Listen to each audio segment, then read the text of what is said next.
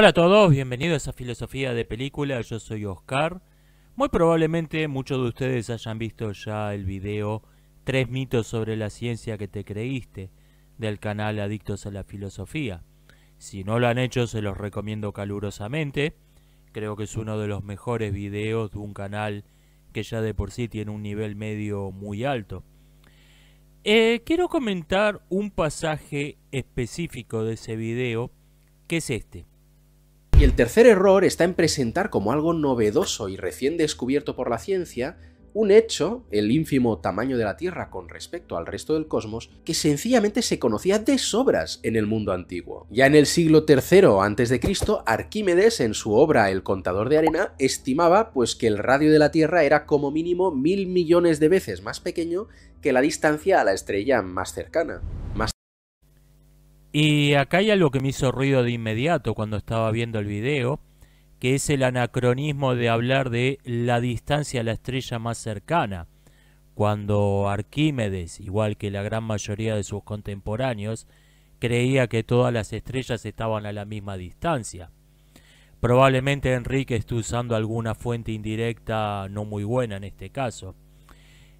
Además, si hilamos un poco más fino, si sacamos la cuenta de lo que dice Enrique, nos da 0,6-0,7 años luz de distancia, que de hecho es mucho menos de lo que dice realmente Arquímedes.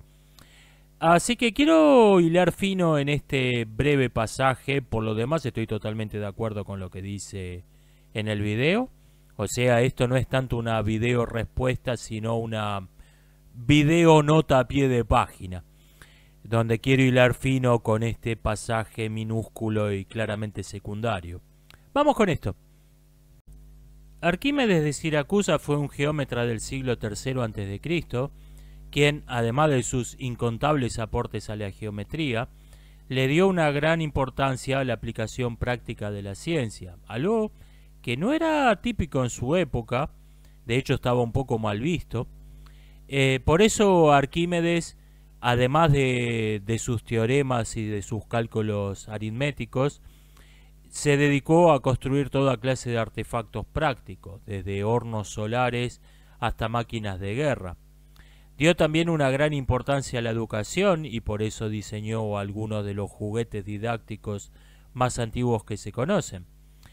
El contador de arena es un libro que está escrito para que lo entendamos todos.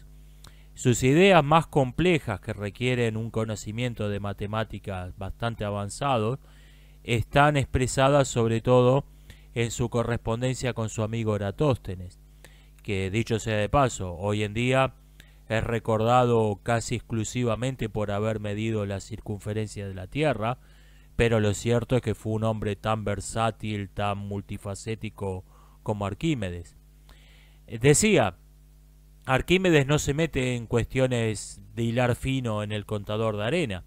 Está escrito para que lo pueda entender cualquiera, con lo cual podríamos añadir a sus ya numerosos méritos haber escrito el primer libro de divulgación científica. Y uno muy bueno, dicho sea de paso. En ese libro, Arquímedes se propone establecer un sistema para escribir números extremadamente grandes, pero sin llegar al infinito, por cosa que a los antiguos les desagradaba muchísimo. Y quizás cabría preguntarse si no tenían algo de razón en esto, si los modernos, al obsesionarnos con las paradojas del infinito, lejos de haber descubierto algo que a los antiguos se les había pasado o que no habían tenido la capacidad para de entender o desarrollar, cabría preguntarse si no nos hemos metido en un país de las maravillas delirante donde nada tiene ninguna aplicación práctica ni ninguna verdadera importancia. Como sea, esto es lo que pensaban los antiguos sin dudas, y por eso Arquímedes evita el infinito, pero quiere un sistema que permita escribir cualquier número que pueda servir para algo real. Propone para esto un sistema de potencias agrupadas en categorías de 8. El número más alto que se puede escribir en este sistema es 10 a la potencia 64, es decir, 10 a la potencia de 8 por 8. Para mostrar que este sistema es lo suficientemente bueno para cualquier uso imaginable, Arquímedes calcula cuántos granos de arena se necesitan para llenar el universo. Para esto enseña a calcular volúmenes geométricos, regla de tres simple y los sistemas cosmológicos de Aristóteles y Aristarco.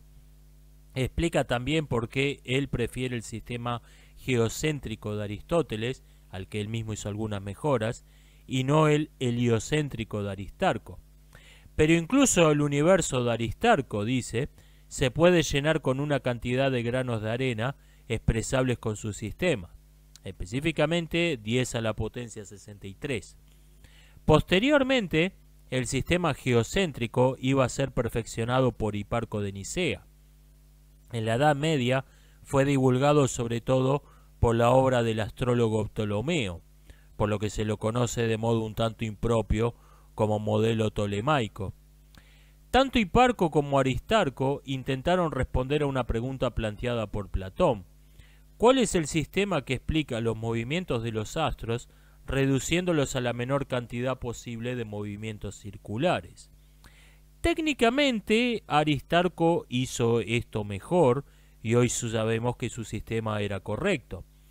Pero el sistema de Hiparco se impuso porque, aunque era menos elegante usando la terminología actual, lo compensaba con otras virtudes. Era consistente con la física aristotélica, mientras que el modelo heliocéntrico no tuvo una física consistente hasta Newton.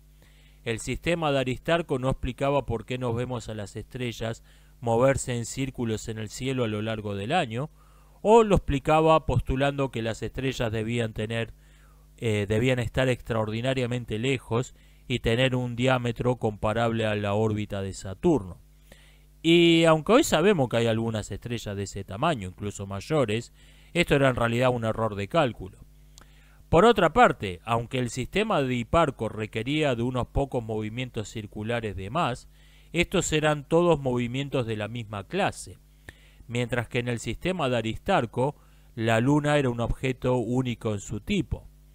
O sea, ya que estamos en plan de desmentir mitos, no fue la falta de una mentalidad científica, de métodos rigurosos, lo que llevó a los antiguos a rechazar el heliocentrismo de Aristarco, fue precisamente su rigor científico, sus buenos métodos de razonar.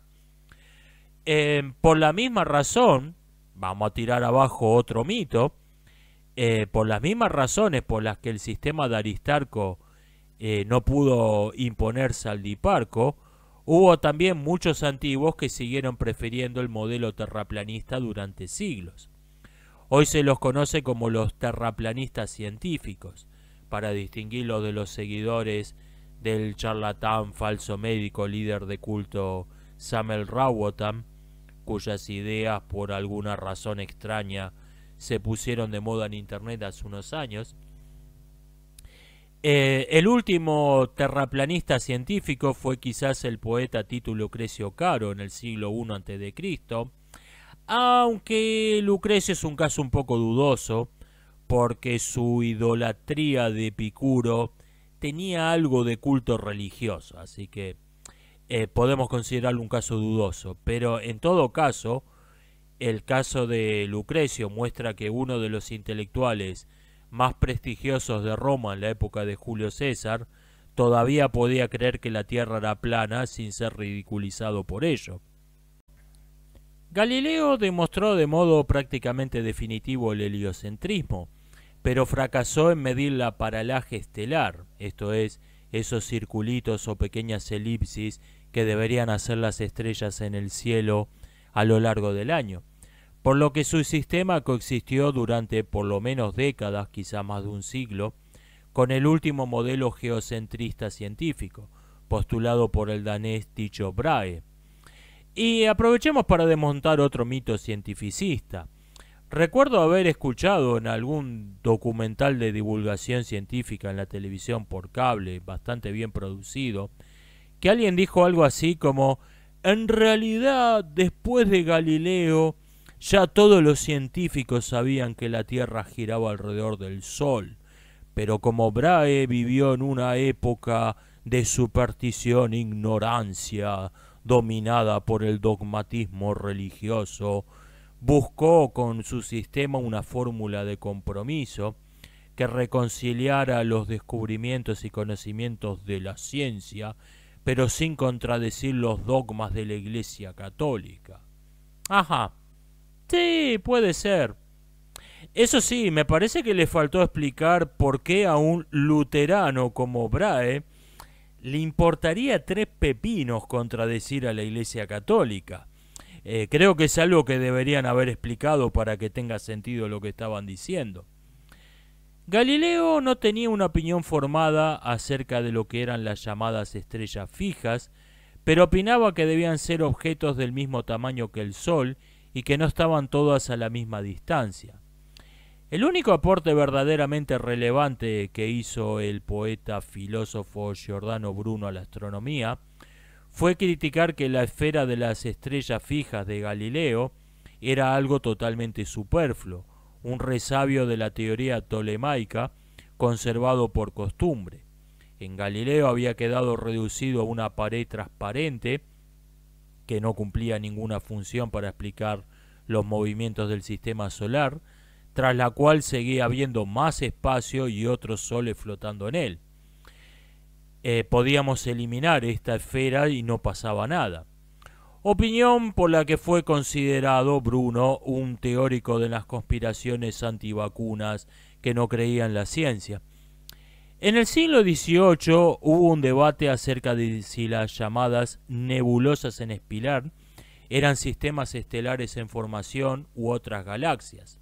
La respuesta resultó ser más complicada y la verdad es que si vemos fotos modernas de las dos cosas juntas, parece uno de esos juegos de encuentre las 7 diferencias.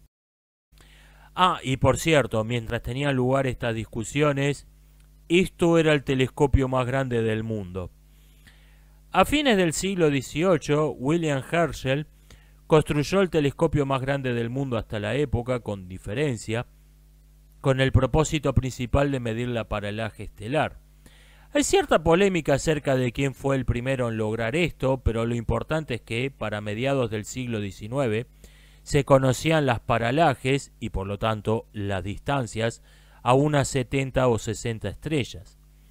Herschel también quiso saber qué forma tenía la galaxia. Para esto aceptó dos conjeturas. Uno, que las estrellas están distribuidas de modo más o menos uniforme cualquiera sea su tipo, y dos, que las estrellas rojas son más grandes y brillantes que el resto. Esto tenía algún fundamento en la física de la época, pero fue más que nada una corazonada con suerte. Herschel por esto dividió el cielo en secciones iguales entre sí, iguales me refiero a que ocupan un tamaño angular idéntico, y contó cuántas estrellas había en total en cada sección y cuántas de estas estrellas eran rojas. Calculó qué porcentaje representaban las estrellas rojas en cada sección y razonó que un porcentaje mayor de estrellas rojas representaba no que esa región del cielo tenía un porcentaje objetivamente mayor de estrellas rojas, sino que estábamos viendo una región más densamente poblada de estrellas, y como las estrellas amarillas más remotas eran demasiado pequeñas para verlas, solo veíamos las estrellas rojas. Con este sistema creó una imagen de la galaxia que es esta. ¡Una mierda! ¡Una mierda! Ok, esto puede no verse tan impresionante como esto otro, pero esto claramente no es aleatorio, esto tiene alguna forma. Se supone que lo que Herschel estaba observando era un fragmento del brazo de Orión en la Vía Láctea. O sea, cuando apareció ese discurso de Copérnico ha demostrado que el hombre es insignificante en el universo, quienes lo predicaban no estaban pensando en esto, estaban pensando en esto.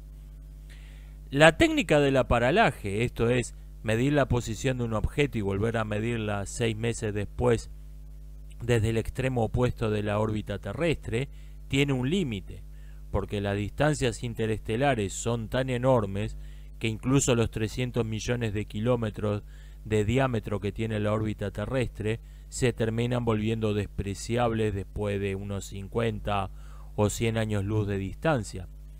La medición de las distancias espaciales, por eso, se estancó en la segunda mitad del siglo XIX. Henrietta Leavitt, quien no era una astrónoma de profesión, sino una experta en Platón que se ganaba la vida clasificando espectrografías para el observatorio de la Universidad de Harvard, encaró el problema de un modo heterodoxo. Buscó un modo esencialmente nuevo de medir las distancias que no implicase la paralaje. Observó las variaciones de un tipo de estrellas muy variables llamadas cefeidas, ubicadas todas, o sea, no todas las cefeidas, todas las que observó Henrietta, en la nube de Magallanes, razonando que esas estrellas debían estar todas muy cerca entre sí y, por lo tanto, sus distintas magnitudes aparentes debían deberse casi exclusivamente a sus distintas magnitudes absolutas y solo en muy poca proporción a su diferente distancia a la Tierra. Comparó estas observaciones con las de unas pocas cefeidas cercanas a la Tierra, cuya distancia se conocía por la paralaje, y finalmente encontró una ley que vinculaba la magnitud absoluta de las cefeidas con su período de variación. Calculó entonces que las cefeidas de la Gran Nube de Magallanes y, por lo tanto, la Gran Nube de Magallanes estaban a unos 150.000 años luz de la Tierra. Esto es más o menos el 90% de la distancia real. En esa época, con una combinación de varios métodos ingeniosos, se había estimado el diámetro de la galaxia en unos 30.000 a 100.000 años luz, y, aunque el descubrimiento de Leavitt era notable, no resolvía la cuestión de las nebulosas. ¿Era la Gran Nube de Magallanes parte de la galaxia o no? Finalmente se llegó a una especie de solución de compromiso y se la consideró una galaxia satélite, es decir, que su relación con la Vía Láctea era análoga a la de la Luna con la Tierra. En 1923, el astrónomo Edwin Hubble estaba buscando novas en la nebulosa de Andrómeda y se dio cuenta de que, entre dos fotografías, una de ellas había variado del modo predicho por la ley de Leavitt, lo que quería decir que la estrella no era una nova, sino una cefeida extremadamente brillante. Hubble tachó la N de nova y escribió BAR con mayúsculas y un signo de exclamación al final. Hubble calculó la distancia hasta la cefeida y, por lo tanto, hasta la nebulosa, en 800.000 años luz, lo cual es menos de la mitad que la distancia real, pero en cualquier caso, incluso con ese cálculo, es indudablemente algo que no forma parte de la Vía Láctea. Desmontemos otro bulo cientificista. Si escuchan a cualquier charlatán ideológico que se autopercibe divulgador científico, les dirá que Henrietta Leavitt fue ocultada, minimizada por ser mujer, y que no obtuvo el reconocimiento que merecía por sus descubrimientos. Lo cierto es que en la conferencia en que Hubble anunció el descubrimiento de la variable en la nebulosa de Andrómeda, comparó su importancia a la de Galileo. Yo le llamaría a eso recibir reconocimiento. En el siglo XVIII, usando la técnica de la paralaje terrestre, esto es, observar un objeto en el espacio desde dos puntos muy distantes entre sí de la superficie terrestre al mismo tiempo, se pudo calcular la distancia a Venus durante el tránsito por el Sol. A partir de ahí, usando la ley de Newton, se supo a qué distancia estaba todo en el sistema solar.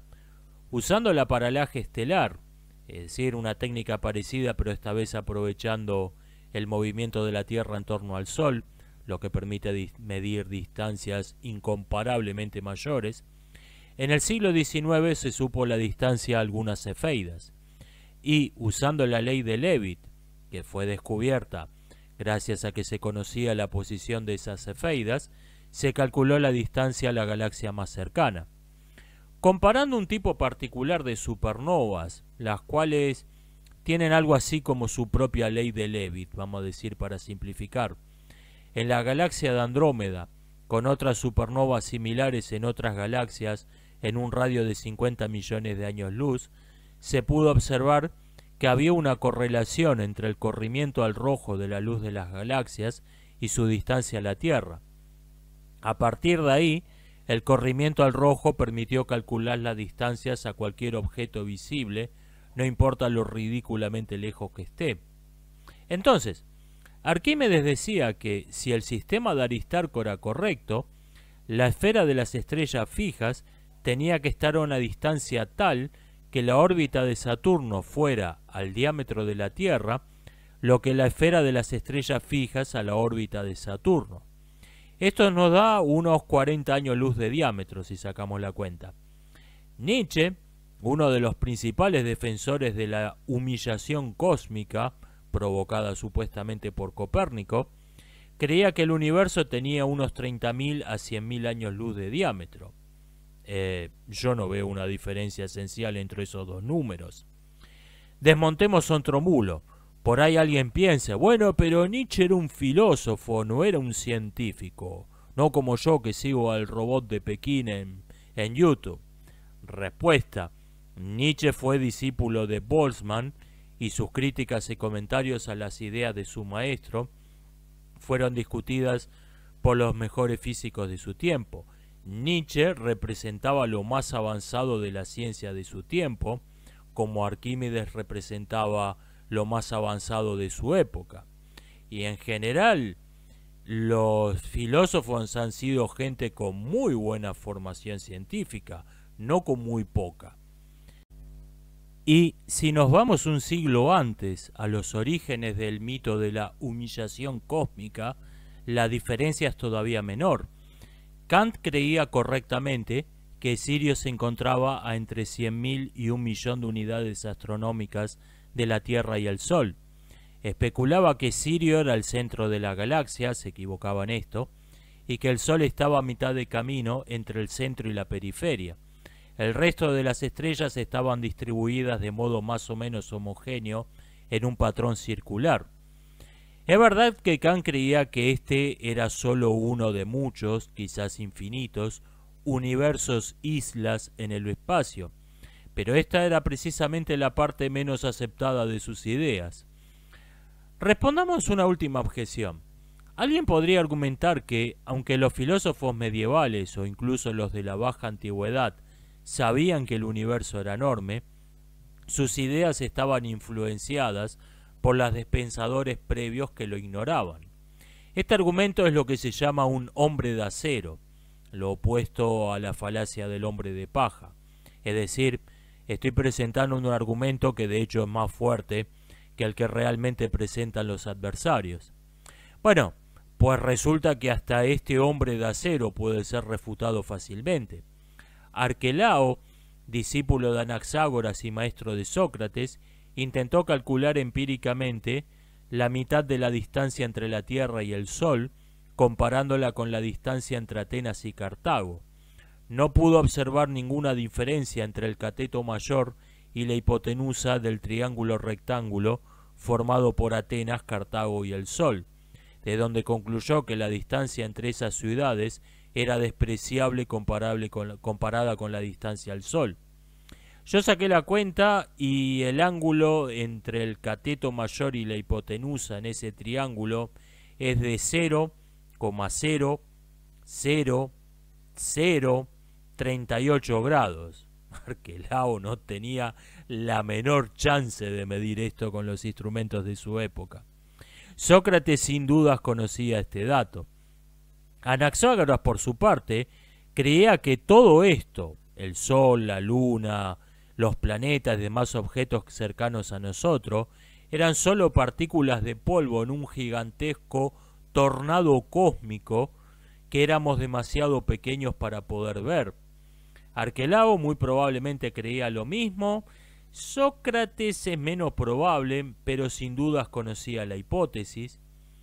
Estoicos y epicúreos, por su parte, pensaban que el universo no solo era enorme, sino que era infinito. Epicuro creía que cuando imaginábamos, estábamos viendo algo que estaba ocurriendo realmente en alguna otra parte del universo. Y esto es todo lo que puedo aportar sobre el tema. Y por último, ya más en plan de video respuesta en sentido estricto, me gustaría mencionar dos datos que me sorprendió que Enrique no los incluyó en su video. Uno es que Dante en su poema pone al infierno en el centro del universo. No suena como que estar en el centro del universo fuese visto como algo bueno en sí mismo, me parece. Y el otro es que Aristóteles consideraba que el mundo supralunar en la periferia era más perfecto que el mundo sublunar en el centro del universo, como bien señala Enrique. Pero también consideraba que la belleza, y por lo tanto la perfección, implicaban la pequeñez. Una cosa demasiado grande es necesariamente fea. Algo que los totalitarismos modernos se han propuesto demostrar por el absurdo.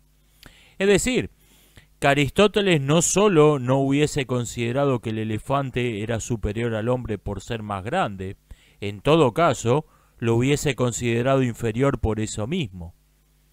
Esto ha sido todo, espero que les haya resultado interesante, vuelvo a recomendarles el video de Enrique. Nos estamos viendo, hasta la próxima.